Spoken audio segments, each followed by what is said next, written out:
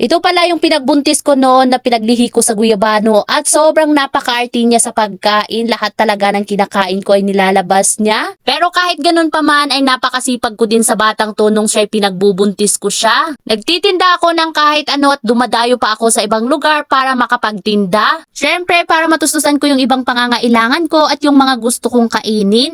At isa pa ay pampacheck up din kasi naka-private doctor ako kasi pabalik-balik din ako sa check up noon. At ngayon na sobrang bilis ng panahon ay hindi ko namamalayan na mag-aapat na taon pala itong bulinggit na to. At kaya pala kami umuwi dito sa may probinsya kasi magse-celebrate ng 4th birthday itong si Alicia Rain. For today's video, ito pala yung kaarawan ni Alicia Rain kaya 5:30 pa lang ng umaga ay gumising na ako. At tingnan nyo naman napakaliwanag. Kahit ramdam ko pa yung medyo pagod at puyat ko kasi hating gabi na ako nakapagpahinga pero kailangan ko gumising ng maaga kasi marami-rami pa akong gagawin. At bali yung una kong ginawa pala ay itong simpleng dekorasyon para medyo special, may buhay, may kulay naman yung karawan ng anak ko. Pagkatapos agad ko namang sinunod na niluto itong pinapaitan, hindi na ako nag-video-video kasi gahol na ako sa oras. Tapos agad ko na ding sinunod na niluto itong fried chicken, pero pinasuyo ko na din sa pamangkin ko na siya na yung magprito kasi kailangan naming i-pick up yung cake ni Alicia Rain. Isang oras kasi yung biyahe balikan para ma-pick up nga itong cake ni Alicia Rain.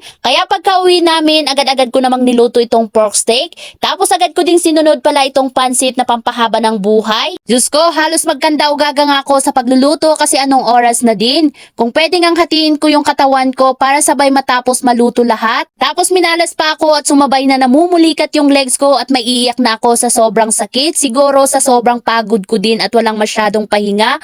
Pero mas tiniis ko para matapos na at ayokong masira yung espesyal na araw ng anak ko. Pero kung sa bagay, lahat ng kaarawan ng mga anak ko ay ako lang din talaga yung nagpaplano at kumikilos. Kaya tiis-tiis na lang kasi ginusto mo yan eh, Char. Pero anyway, buti na lang talaga andito yung kapatid ko at medyo naluwagan tayo sa gawain. Siya ngayong nagtuloy sa niluluto kong pansit at nag-slice sa pangdinakdakan kahit nasa likod niya yung anak niya na karga-karga niya. Si mama naman taga-rescue na taga-hugas ng plato. Ang hirap kaya magluto tapos ikaw pa maghuhugas ng plato, pasmado ang aabutin mo. Tapos yung pag-iihaw pala ay pinaubaya ko na sa aking mga pamangkin at in fairness, hindi naman nasunog. Maraming salamat talaga sa tulong nyo kundi laspag na siguro ako for today's video. Fast forward sa wakas, natapos na din kaming magluto pero bago yan ay mag-pray muna tayo at magpasalamat sa ating may kapal sa lahat ng biyaya at dagdag buhay dito sa aking anak.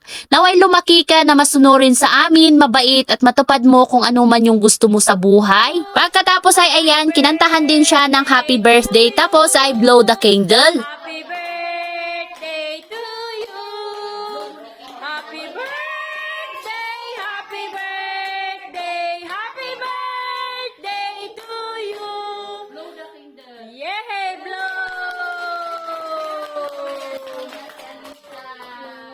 At ito pala yung mga niluto namin na handa ni Alicia Rain. Isang kalderong papaitan, may fried chicken na favorite ng mga bata, may pork steak, may dinakdakan at saka fruit salad na pang dessert, may pansit na pampahaba ng buhay at may banana split na pang dessert. At itong cake ni Alicia Rain na nasira sa biyahe nung kinuha namin. Pero kahit ganyan yung cake ni Alicia Rain, pero sobrang sarap naman at worth it talaga yung binayad ko. Tapos ayan, kainan na at kanya-kanyang kuha, walang hiya-hiya kasi hindi ka mabubuhay pag mahiyain ka.